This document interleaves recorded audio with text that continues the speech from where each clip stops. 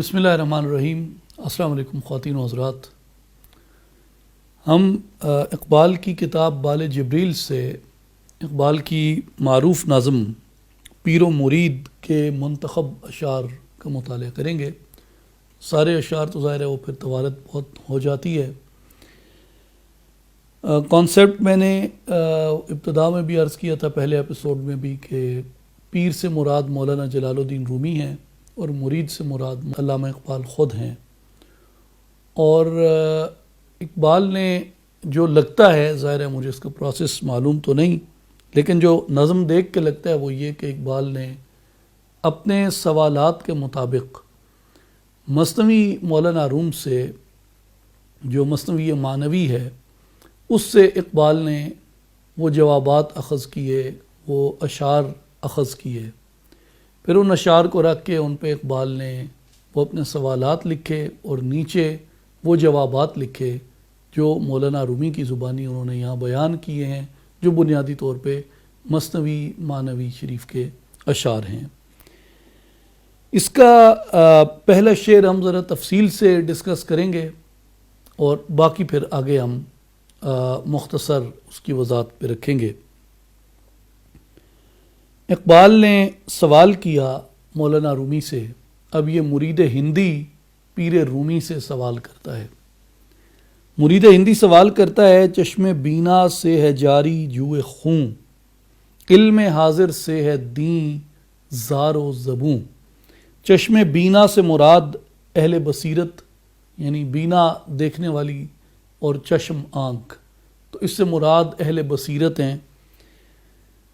جوئے خون کہتے ہیں خون کی ندی، یعنی پہلے مصرے کا معنی ہے کہ اہل بصیرت یا اہل دانش، یا جو چھلکے کو ہی نہیں بلکہ مغز کو بھی دیکھ سکتے ہیں وہ لوگ، ان کی آنکھوں سے خون کی ندی رواں ہے۔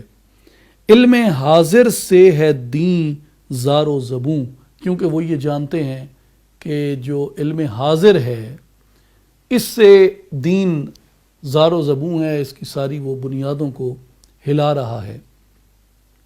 تو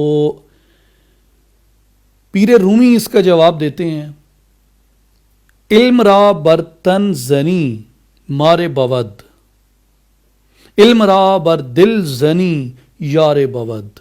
پیر رومی کہتے ہیں کہ علم کو اگر تن پر مارو گے، تن پہ رکھو گے، مارے بود، یہ ڈسنے والا زہریلا سانپ بن جائے گا۔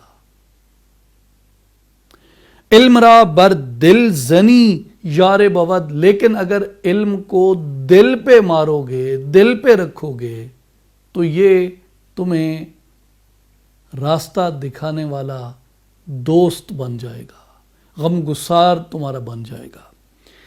اب یہ شعر میں نے جب دیکھتا ہوں تو مجھے رومی کا یہ شعر پوری فکر اقبال میں گونجتا ہوا نظر آتا ہے۔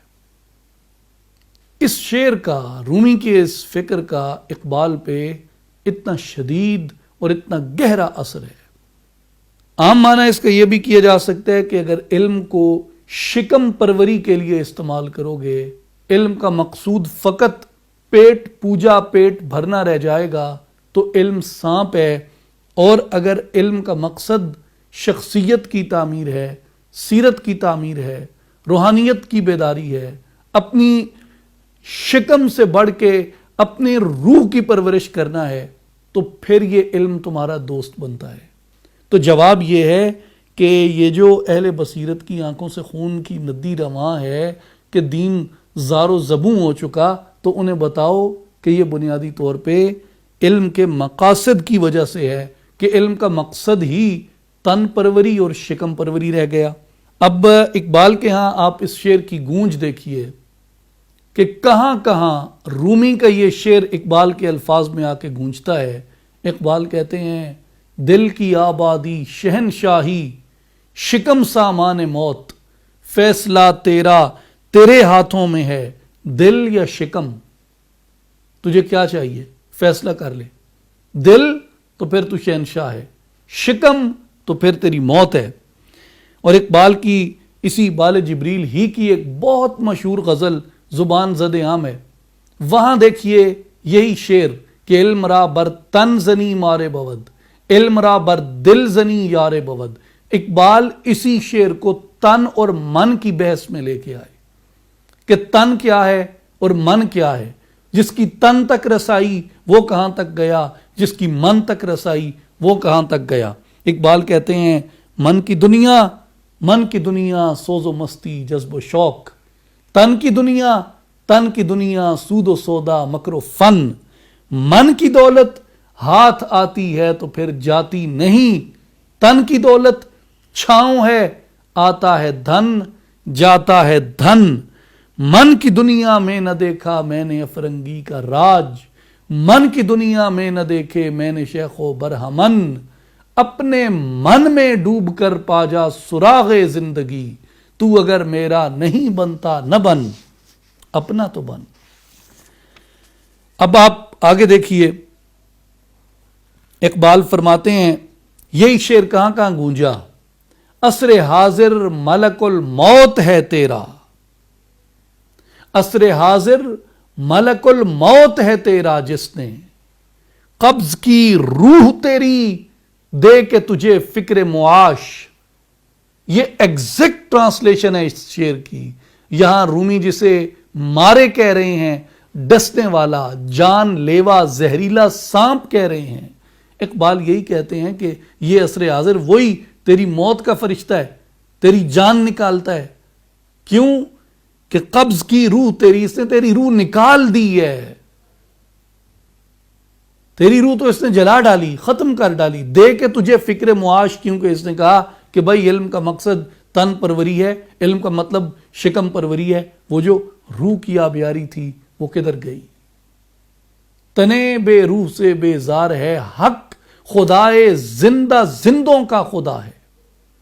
اور اقبال ایک جگہ پہ کہتے ہیں، یہ جو محراب گل افغان کے افکار ہیں، اس کے آپ دیکھیے کیا خوبصورت اشعار اسی شعر کی گونج میں یہ اقبال نے لکھے ہیں۔ باز نہ ہوگا کبھی بندہ کب کو ہمام، جو شاہین ہے وہ فاختہ کا، چڑیا کا، کوے کا غلام نہیں بن سکتا۔ باز نہ ہوگا کبھی بندہ کب کو ہمام، حفظ بدن کے لیے روح کو کر دوں ہلاک۔ اے میرے فقر غیور فیصلہ تیرا ہے کیا، خلعت انگریز یا پیرہن چاک چاک۔ اسی طرح مثنوی مولانا روم ایک مقام پہ فرماتے ہیں، ہر کے شیری می زید او تلخ مرد، ہر کے او تن را پرستد جان نبرد۔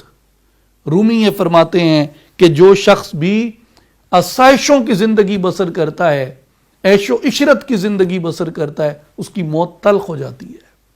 ہر کے او تن را پرستد جان نبرد، جو تن کی پرستش کرتا ہے اس میں روح باقی نہیں رہتی۔ اقبال زبور عجم کے حصہ گلشن راز جدید میں فرماتے ہیں، شرار جستہ گیرز درونم کہ من مانند رومی گرم خونم، کہ میرے اندر سے آگ لے، کیوں کہ میرا خون بھی رومی کی طرح گرم ہے، وگرنہ آتش از تہذیب نوگیر، اگر تو نئی تہذیب سے آتش پکڑے گا، نئی تہذیب سے روشنی لینے جائے گا تو کیا ہوگا؟ برون خود بیفروز۔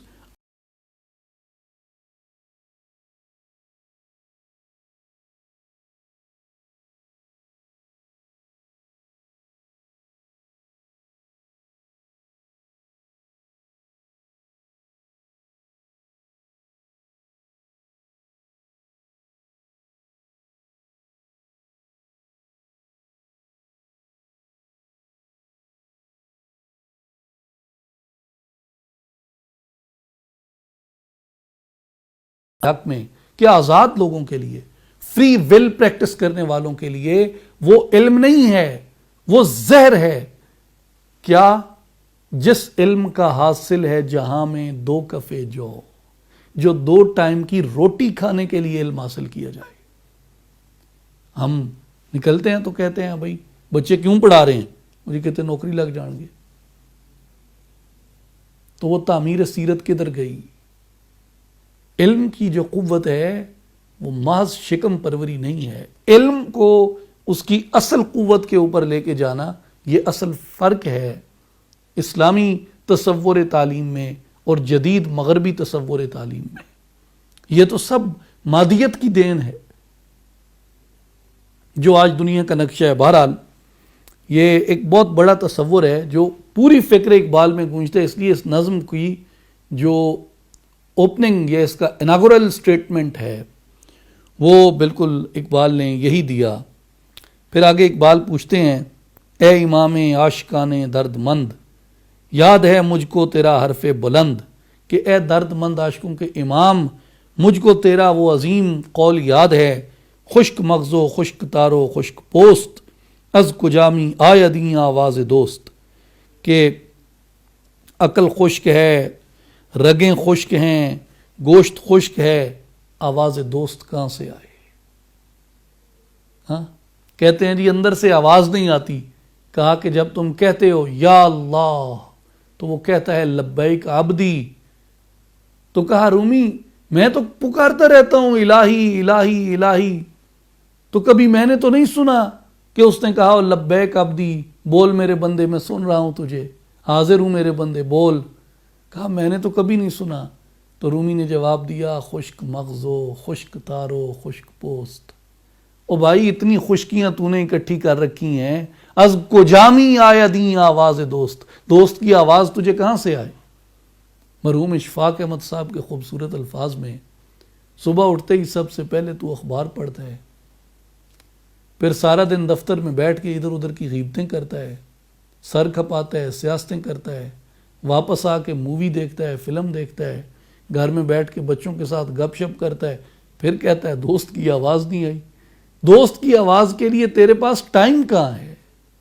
دوست کو دن بھر میں تم نے یاد کتنا کیا ہے کہ دوست کی آواز آئے؟ اتصبرون وکان ربک بصیرا. تو ہی صبر کر کے بیٹھا ہے، تیرا رب تو تیری طرف دیکھ رہا ہے کہ کب تو اس کی طرف رجوع کرتا ہے. تو کہتے ہیں کہ مجھے تو تیری یہ بات یاد ہے کہ دوست کی آواز کہاں سے آئے، لیکن دور حاضر مست چنگ و بے سرور، بے ثبات و بے یقین و بے حضور. کہ دور حاضر میں میوزک تو بہت ہے، موسیقی. مولانا رومی کے بارے میں آپ کو پتہ ہوگا کہ مولانا رومی کے سلسلے میں جو بانسری ہے، نئے اور باقی جو ساز ہے، مزامیر ہیں، ان کی ایک خاص اہمیت ہے حال کے لیے اور ان کی صوفیانہ پریکٹس میں. وہ کہتے ہیں کہ دور حاضر میں بھی موسیقی تو بڑی ہے لیکن بے سرور ہے، کوئی سرور اس میں نہیں ہے. بے ثبات و بے یقین و بے حضور، نہ اس میں ثبات ہے، نہ اس میں یقین ہے، نہ اس میں حضوری کی کیفیت ہے. یہ عصر حاضر پہ تنقید ہے یہ مصرع، وہاں یہ رومی کی تعریف ہے کہ لیکن تیری موسیقی ایسی تھی جس میں ثبات بھی ہے، جس میں یقین بھی ہے، جس میں حضوری بھی ہے. کیا خبر اس کو کہ ہے یہ راز کیا؟ یہ عہد جدید کیا سمجھے کہ یہ راز کیا ہے؟ دوست کیا ہے؟ دوست کی آواز کیا؟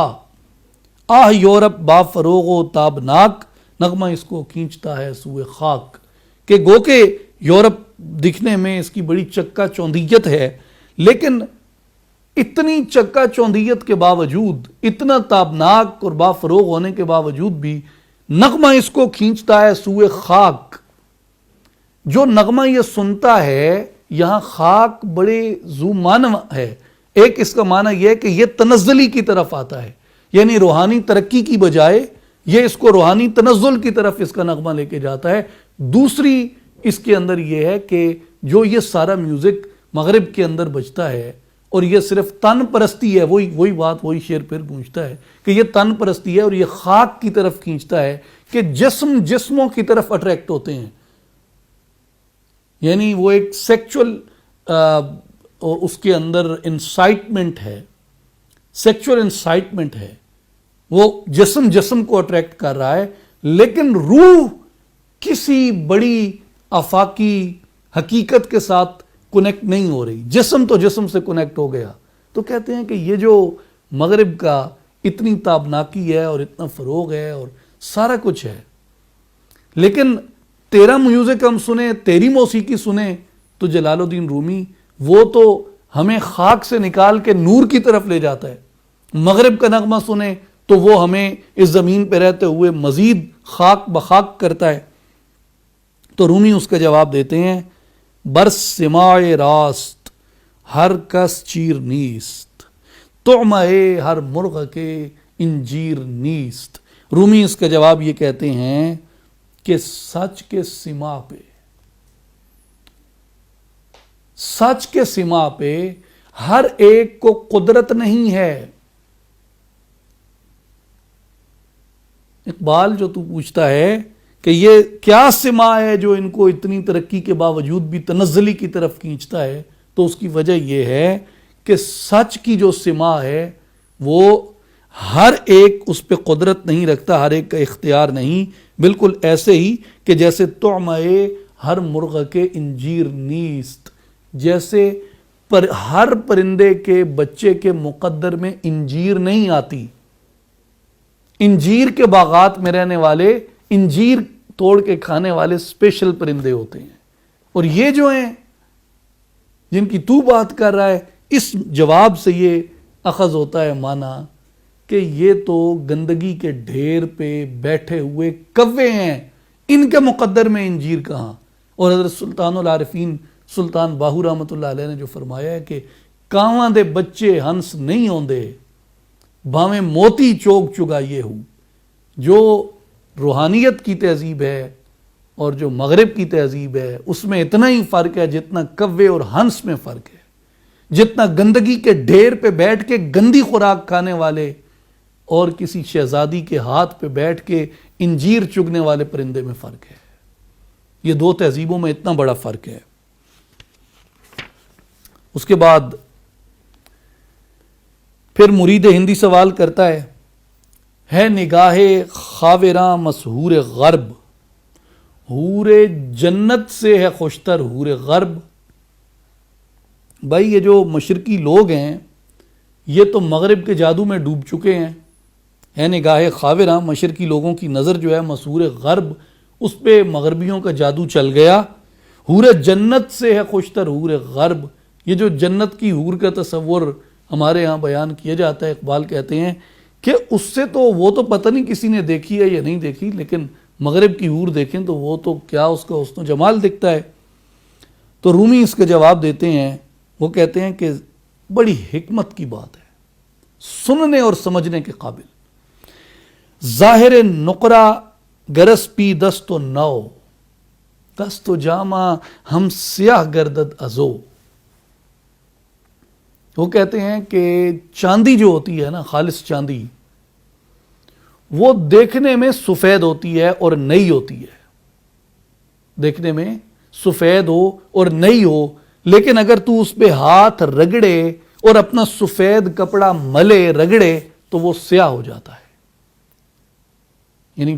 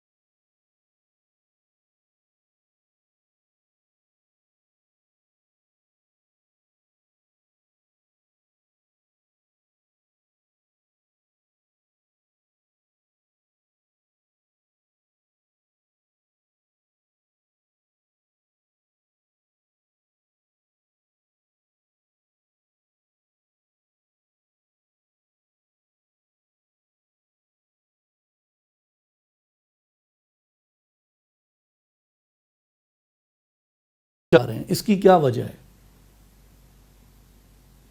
رومی جواب دیتے ہیں، مرغ پر نا رستا چوں پراں شود، طعمائے ہر گربائے دراں شود.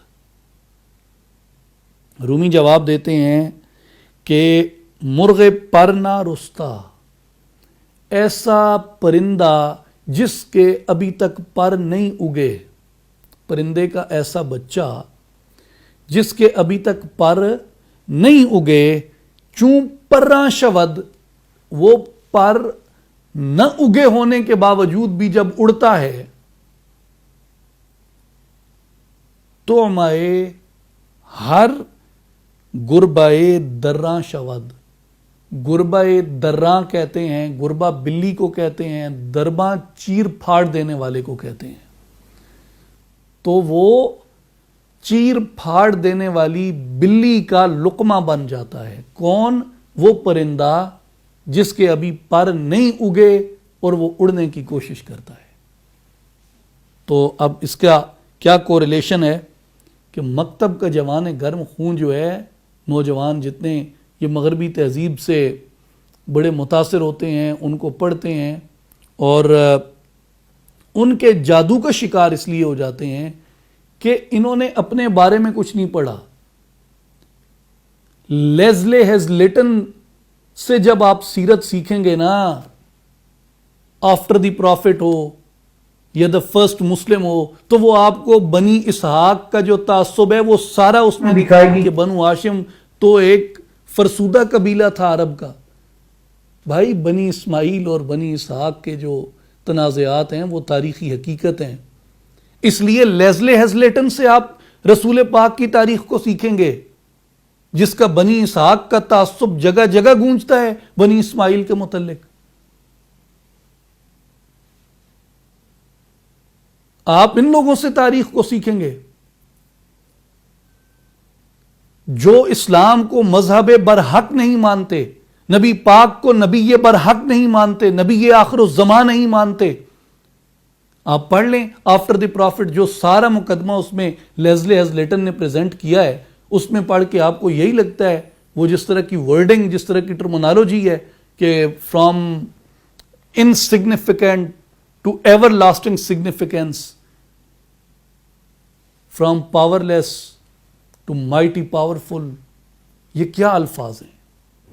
یہ کیا بتاتے ہیں آپ کو؟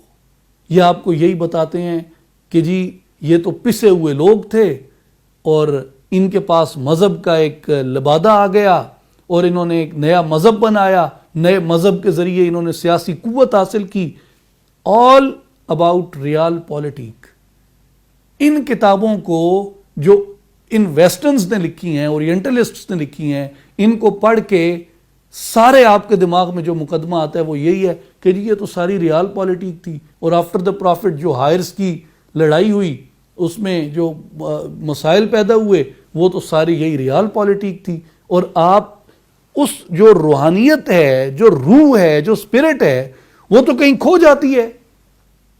اور یہ فتنہ جو ہے یہ انگریز کے آنے کے بعد جب یہاں آزادی کی تحریکیں چلی تو اس میں کوئی شک نہیں، اس کو لیڈ کرنے والے علماء تھے، اس کو لیڈ کرنے والے مشائخ تھے انگریز کے خلاف۔ اگر یہ قوم لڑی ہے آخر دم تک تو اس کے پیچھے جو فورس تھی وہ علماء کی اور صوفیاء کی فورس تھی۔ لیکن اس سے ایک بہت بڑا جو ایک چیز پیدا ہوئی جس کو بعد میں کریکٹ نہیں کیا گیا وہ یہ کہ اس وقت ہماری ضرورت تھی کہ ہم صرف مغازی کو، جہاد کو اور اپنی اس تاریخ کو نمایاں کریں تاکہ مسلمانوں کے اندر وہ قوت پیدا ہو سیرت پاک کے حوالے سے۔ ایک تو انگریز کے اپنے آنے کا اثر کہ وہ خصائل کو تو مانتا تھا لیکن فضائل اور شمائل کو نہیں مانتا تھا۔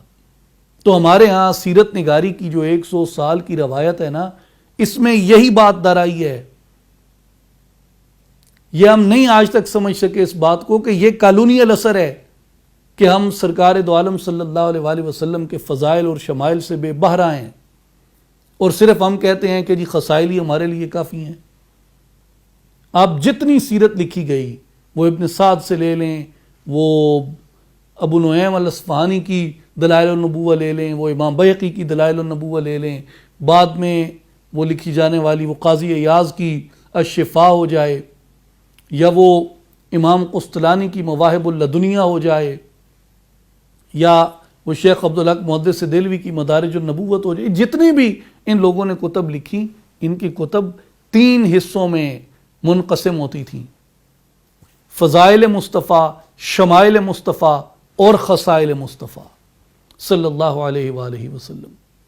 تو لیکن جو مغربی روش آئی، یہ اقبال یہی کہتا ہے کہ اسر ما ماراز ما بیگانہ کرد، از نگاہ مصطفیٰ بیگانہ کرد، کہ عصر حاضر کا سب سے بڑا ہمارے اوپر جو فتنہ گرا وہ یہی تھا کہ انہوں نے ہمیں اپنے آپ سے بیگانہ کر دیا، ہمیں ہمارے نبی پاک سے بیگانہ کر دیا۔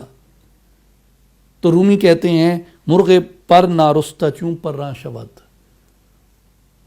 جو جس پرندے کے پر نہ اگے ہوں جب وہ اڑنے کی کوشش کرتا ہے تو مائے ہر گربائے دراں شود، وہ نوچ کھانے والی، پھاڑ کھانے والی بلیوں کا شکار ہو جاتا ہے۔ تو میری انٹرپریٹیشن یہ ہے، مرغ پر نارستہ سے مراد مسلم یوتھ ہے، جن کے پر نہیں ہوگے اور وہ اڑنا چاہتے ہیں، اور گربائے دراں پھاڑ کھانے والی بلی وہ ویسٹ ہے۔ اس کے بعد مرید ہندی سوال کرتا ہے، سر آدم سے مجھے آگاہ کر، خاک کے ذرے کو مہر و ماہ کر، کہ مجھے آدم کا راز بتا اور میری خاک کے ذرات کو سورج اور چاند کی طرح روشن کر دے اور میری فکر پہ آدم کے اسرار کو کھول دے۔ رومی، پیر رومی اس کا جواب دیتا ہے، ظاہر اشرا پشہ عارت بچرخ، باطنش آمد محیط حرف چرخ۔ کہتے ہیں کہ اگر آدم کا راز جاننا ہے تو آدم 2 حصوں میں منقسم ہے، آدم کا ظاہر اور آدم کا باطن۔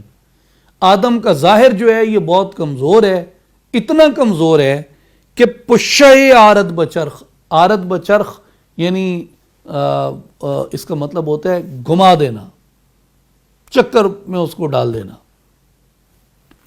تو بچرخ آوردن، تو یہ مطلب اس کو گھمانا ہوتا ہے۔ اور پشا مچھر کو کہتے ہیں کہ ظاہر میں انسان اتنا کمزور ہے کہ ایک مچھر اس کو گھما کے رکھ دے۔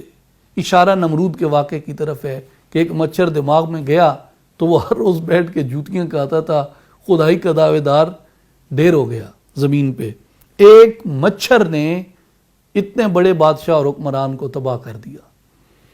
لیکن وہ کہتے ہیں کہ یہ انسان کی ظاہری کمزوری ہے، باطن میں یہ ایسا نہیں ہے۔ باطنش آمد محیط حرف چرخ، اگر تو اس کے باطن میں جھانک کے دیکھے گا تو یہ 7 آسمانوں سے بھی زیادہ وسیع ہے۔ دل دریا سمندروں ڈونگے، کون دلاں دیاں جانے ہو، وچے بیڑے وچے جھیڑے وچے ونج مہانے ہو، 14 طبق دلے دے اندر، تمبو وانگن تانے ہو۔ تو جو اس کا باطن ہے وہ بہت زیادہ طاقتور اور بہت وسیع ہے اس کے ظاہر کے مقابلے میں۔ پھر مرید ہندی سوال کرتا ہے، خاک تیرے نور سے روشن بسر، غایت آدم خبر ہے یا نظر، کہ اے رومی تو مٹی پہ نگاہ کرے تو وہ مٹی دیکھنے والی آنکھ بن جاتی ہے، مجھے یہ بتا دے کہ انتہائے آدم خبر ہے یا نظر ہے، خبر ہے یا نظر ہے، وہ ظاہر ہے یا باطن ہے؟ تو رومی جواب دیتا ہے، آدمی دید است باقی پوست است، دید آں باشد کے دیدے دوست است۔ آدمی جو ہے، آدمیت اصل میں وہ تو آنکھ ہے، وہ تو دید ہے، وہ تو نظارہ ہے، باقی پوست است، وہ جو باقی ہے وہ تو پھر صرف گوشت کا ڈھانچہ ہے۔ لیکن دید آں باشد کے دیدے دوست است، مگر نظارہ وہ نظارہ جو محبوب کے جمال کا نظارہ ہوتا ہے، محبوب کے جمال کا نظارہ، یعنی حقیقت تک رسائی جو ہے، معرفت حق تعالی جو ہے، وہ اصل میں انسان کی زندگی کا مقصد ہے۔ جو باقی ہے یہ تو ہڈیوں کا ڈھانچہ ہے۔ ٹائم تو اس میں طویل ہو گیا، میں اختصار کرتا ہوں اور آخر میں 2-3 اشعار صرف دیکھتے ہیں۔ پھر مرید ہندی ایک سوال کرتا ہے، کہتا ہے جی، گرچہ بے رونق ہے بازار وجود، کون سے سودے میں ہے مردوں کا سود؟ کہ جو بازار وجود ہے یہ بے رونق ہو چکا ہے، اور کون سا کاروبار جو ہے وہ ایسا نفع بخش ہو کہ جو ایگزسٹنس کا، یہ دنیا کا جو کاروبار ہے یا اس کا ہونا جو ہے، اس کی رونق پھر لوٹ آئے۔ اس کے بارے میں جو شارحین ہیں انہوں نے اپنی اپنی آراء لکھی ہیں کہ بے رونق بازار وجود سے کیا مراد ہے، لیکن اس کا اگر ہم اوورآل جو جنرل اقبالین پرسپیکٹو ہے، خاص طور پہ جو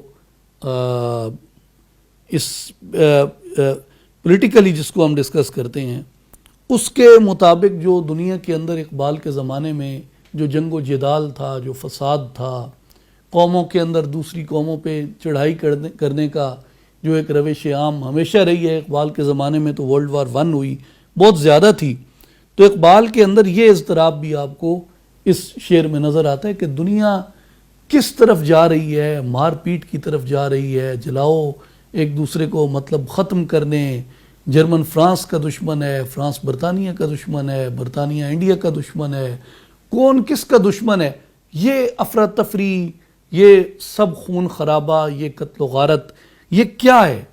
کون سا ایسا کام کیا جائے کہ اس بازار وجود کی رونق بحال ہو سکتی ہے، لوگ نفع بخش، مراد یہ ہے یہاں نفع سے کہ وہ محبتیں بحال ہوں، وہ اصل مقصد جو انسانیت کا ہے اس طرف یہ جائے، اور اس زمین کے لیے فرشتوں نے جو کہا تھا کہ یہ تو زمین پہ جا کے خون خرابہ کرے گا، اللہ نے کہا تھا کہ نہیں، میں اس کو اپنا نائب بنا کے بھیج رہا ہوں، تو وہ نیابت الہیہ کا فریضہ سر انجام دے اور خون خرابے سے بچے۔ تو یہ کیا طریقہ ہو سکتا ہے؟ رومی نے اس کا حل یہ بتایا کہ زیرکی بے فروش و حیرانی بخر، زیرکی زنست و حیرانی نظر، کہ چالاکی کو بیچ، چالاکی کو بیچ، حیرانی بخر، چالاکی کی بجائے تو حیرت کو خرید لے۔ یہاں جو حیرانی ہے اس کے کئی معنی ہیں، یہاں حیرت کا معنی عشق بھی ہے، اور یہاں میرے نزدیک حیرت کا معنی وہ سادہ لوہی بھی ہے، وہ معصومیت بھی ہے جو ایک انسان کے اندر، جس کو انوسینس کہتے ہیں۔ زیرکی ظن است و حیرانی نظر، اس لیے کہ جو چالاکی ہے یہ گمان کی طرف لے کے جاتی ہے، شک و وہم کی طرف لے کے جاتی ہے، حیرانی نظر، لیکن جو حیرت ہے، جو عشق ہے، جو اندر کی نگاہ ہے، یہ جو انوسینس ہے کریکٹر کے اندر، وہ آپ کو نظر کی طرف، باطن کی طرف لے کے جاتی ہے، امن محبت کی طرف لے کے جاتی ہے۔ ایک شعر جو یہاں تو اقبال نے نہیں لکھا لیکن اسی سے متصل ہے، مثنوی شریف میں رومی فرماتے ہیں، داند آں کو نیک بخت و محرم است، وہ جانتا ہے جو خوش نصیب ہے اور جو اسرار کو جاننے والا یعنی محرم ہے، زیرکی زبلیس و عشق از آدم است، کہ جو چالاکی ہے یہ ابلیس کا شیوا ہے اور جو معصومیت ہے یہ آدم کا شیوا ہے۔ تو چالاکی چھوڑ، معصومیت اپنا، چالاکی چھوڑ، عشق اختیار کر۔ اور میں عام طور پہ میری سوشولوجیکل انڈرسٹینڈنگ یہی ہے جو میں نے لوگوں سے سیکھی ہے، بڑوں سے، اہل نظر سے، اہل فکر سے، کہ کوئی بھی معاشرہ چالاکی کی بنیاد پہ کامیاب نہیں ہو سکتا۔ آج جو آپ پاکستانی معاشرے میں جو تشدد دیکھتے ہیں، جو مارا ماری دیکھتے ہیں، جو لوٹ مار دیکھتے ہیں، جو چور بازاری دیکھتے ہیں، پوری مطلب ابتدا سے انتہا ہر چیز معاشرت کی ہم نے الٹ پلٹ کے رکھ دی، خالص تک کوئی چیز نہیں ملتی، سلام خالص نہیں ملتا، خوراک خالص کیا ملنی۔ تو اس سب کی وجہ چالاکی ہے۔ اس کے برعکس مجھ سے بہت سے لوگ اس بات پہ ڈس ایگری کرتے ہیں، لیکن اس کو پروو کیا جا سکتا ہے کہ اس کے برعکس جو عام ویسٹرن یا وہ سٹیزنز ہیں، عام ان کی یہ جو انٹرنیشنل منافقت ہے وہ اپنی جگہ، لیکن عام زندگی کے اندر ان میں ہماری نسبت زیادہ انوسینس پائی جاتی ہے، اور یہ ان کی معاشرت کی کامیابی کی وجہ ہے۔ عام زندگی میں اس طرح جھوٹ ایگزسٹ نہیں کرتا، اس طرح لوٹ مار ایگزسٹ نہیں کرتی، اس طرح ملاوٹ ایگزسٹ نہیں کرتی۔ کسی حد تک وہ سنسیریٹی اور وہ چیزیں وہاں پہ وہ موجود ہیں. اور میرے خیال میں اگر ہم دو چیزوں میں سے ایک کو چنیں، یہ چالاکی اور سادگی، تو آئی ول اسٹینڈ بائی سادگی. سادگی میں کوئی خسارہ نہیں ہوتا، چالاکی میں خسارے ہوتے ہیں. آخری دو اشعار مرید ہندی سوال کرتے ہیں: اے شریک مستی خاصان بدر، میں نہیں سمجھا حدیث جبر و قدر. کہ اے بدر کے خاص لوگوں کی مستی کے فیض سے فیض یافتہ، میں حدیث جبر و قدر نہیں سمجھا کہ یہ جبر و اختیار کیا ہے، یہ مطلب تقدیر کیا ہے. رومی جواب دیتا ہے: بال بازاں را سوئے سلطان برد، بال زاغاں را بگورستان برد. کہ شاہین عقاب باز اپنے بالوں کی، اپنے پرے پرواز کی وجہ سے وہ بادشاہ کی کونی پہ جا کے بیٹھتا ہے. بال زاغاں را بگورستان برد، لیکن جو کوا ہے وہ اپنے بالوں پر کی وجہ سے، اپنی قوت پرواز، یہ پرے پرواز کی وجہ سے وہ قبرستان میں مردوں کی ہڈیوں پہ جا کے بیٹھتا ہے. تو ایک کی یہ شان ہے، وہ بادشاہ کے کونی پہ بیٹھا ہے، اور دوسرے کی یہ ذلت ہے کہ وہ قبروں سے ہڈیاں چن کے کھا رہا ہے. تو فرق ان کے پرے پرواز سے ہے. تو یہاں پرے پرواز سے مراد قوت عمل ہے، اور یہ وہی اقبالین کانسیپٹ ہے جو اقبال کے زبان زد عام شعر میں ہے کہ عمل سے زندگی بنتی ہے جنت بھی جہنم بھی، یہ خاکی اپنی فطرت میں نہ نوری ہے نہ ناری ہے. یہاں نوری سے مراد باز ہے، ناری سے مراد کوا ہے. جنت سے مراد باز ہے، جہنم سے مراد کوا ہے. کہ وہ اپنے پرے پرواز سے بادشاہ کی کونی پہ عقاب جا بیٹھا، اور اپنے پرے پرواز سے مردوں کی ہڈیوں پہ کوا جا بیٹھا. پھر اقبال یہ سوال کرتے ہیں: ہند میں اب نور ہے باقی نہ سوز، اہل دل اس دیس میں ہیں تیرہ روز. کہ ہندوستان میں تو اب یہ حالت رہ گئی ہے کہ نہ نور رہا نہ سوز رہا. یعنی نہ علماء کی مشقتیں رہیں، ان کے اندر وہ علمی درک اور شان اور وقار رہا، اور نہ یہاں کے صوفیوں کے اندر وہ نور باقی رہا. اہل دل اس دیس میں ہے تیرہ روز. جو دل والے ہیں وہ تو دونوں طرف سے ہی تیرہ روز ہیں، تو دونوں طرف سے ہی تاریکی کا شکار ہو گئے ہیں. کیا کیا جائے؟ رومی اس کا جواب دیتے ہیں: کار مرداں روشنی و گرمی است. جو اہل ہمت ہیں ان کا کیا کام ہے؟